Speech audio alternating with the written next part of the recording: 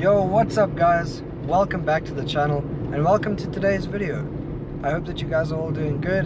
I'm doing good. It's just a bit cold today, but I'm on my way to Quentin's workshop out in Krugersdorp. If you guys follow the Instagram, you would have seen that I actually took the E36 to his workshop last week or the week before, and today we're actually getting to assembling the new front end, you could say, which you guys will see when I get to the shop. But I just want to say thank you so much for tuning in. I really have been appreciating the support, and if you're new here, make sure you leave a like and smash that subscribe button. Join the team, it's really cool over here, and stay tuned for some more awesome content, guys. I'll see you when I get to the shop and get straight into what we're doing on the E36. Enjoy today's video and I will see you there.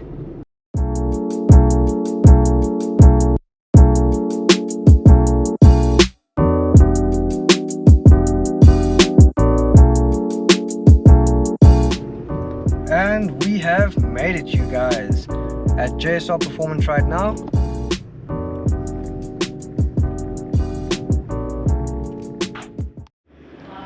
Yo, so we are inside JSR Performance right now, and over here is the bad Beamer.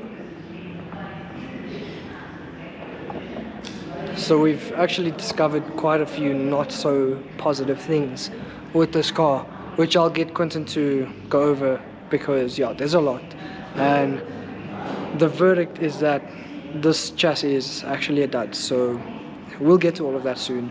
Yeah, but for now, I think what we're going to do is take a little bit of a walk around just to show you guys the shop, because it's really cool. There's a whole lot of Audis, and I'm a big fan of old Audis, especially the old Audi 5 cylinders. So yeah, I'm going to give you guys a quick little walk around and show you guys some of these cars here.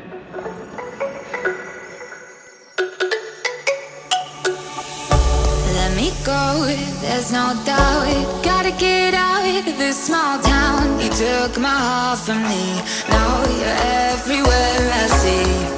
Set me free, let me fly, let me find new kinds of highs. We're just wasting here, waiting for another year.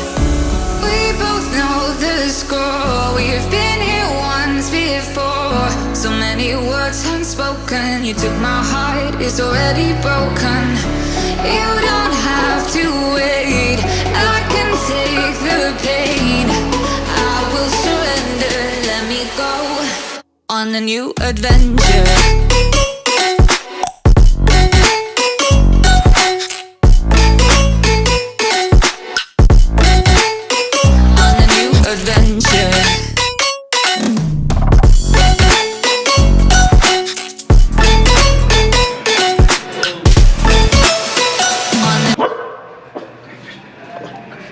Go fetch me. Hey. Hey buddy. Like I explained it to you. Yeah. So, first thing, like hacking out a spare wheel tub is fair enough, but this channel here is actually quite structural, because that's part of the rear suspension, what ties the subframe together, so that should be boxed in, this entire section here.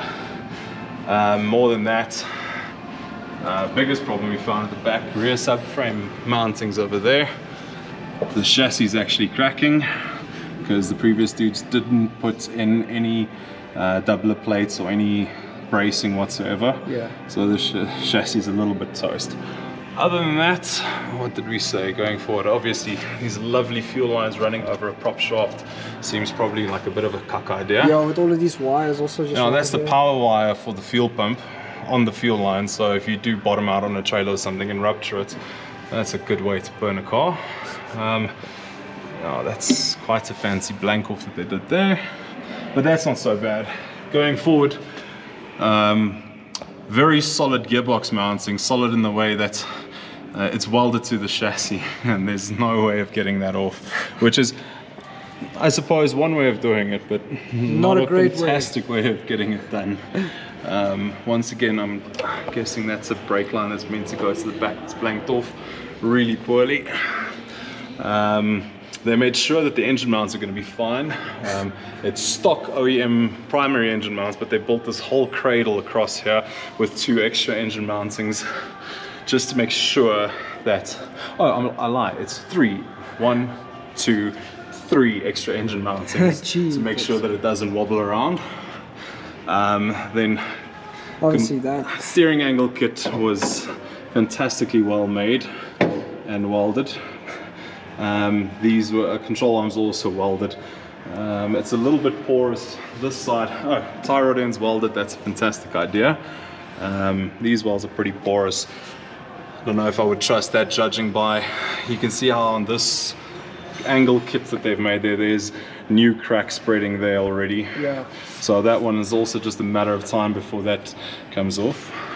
General rule of thumb, if you can't weld, don't. Other than that, nothing too serious. Oh, sorry, there's another engine mounting there. There's so many. Yes, there's another one. It's like an Easter egg hunt. You just find engine mounts. How many engine mounts in one car? A lot. Obviously, I don't know if that's the cam chain tensioner leaking or whether it's just coming from the tappet cover at the top. My manual will be on the tappet cover, so that'll need to be fixed.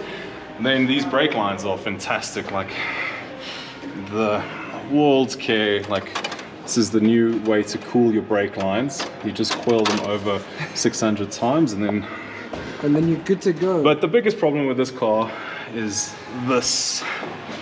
This dude obviously hit a wall and took out the whole front of the car. If this is an OEM car, the insurance would have written it off. No one would have repaired that damage. Yeah. When we measured, this lollipop is actually 10 mils closer to center than that lollipop is. So the chassis has bent and would need to be pulled. Yeah. And that's going to show up in the alignment as well. So that's a pretty much write-off, unfortunately. There's a new plan that we've kind of put into place, or that we've thought of, which is actually using the other chassis that I have. There's an E36 chassis for sale now, just slightly drifted, like slightly drifted, slightly bashed, slightly not in great condition. but fair condition.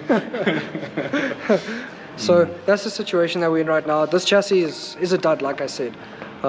So the plan is actually to strip all of this out and put it in the new chassis and do it right without any of this nonsense. Yeah.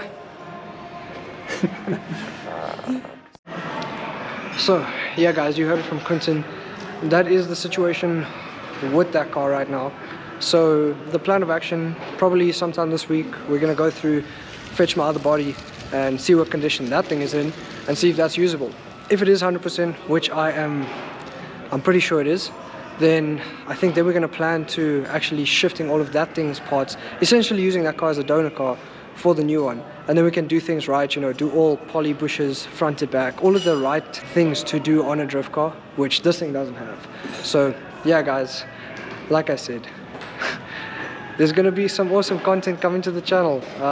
Maybe not in the way that I expected, but it's content otherwise. And it's going to be cool content, because now we get to see a whole build series on my drift car.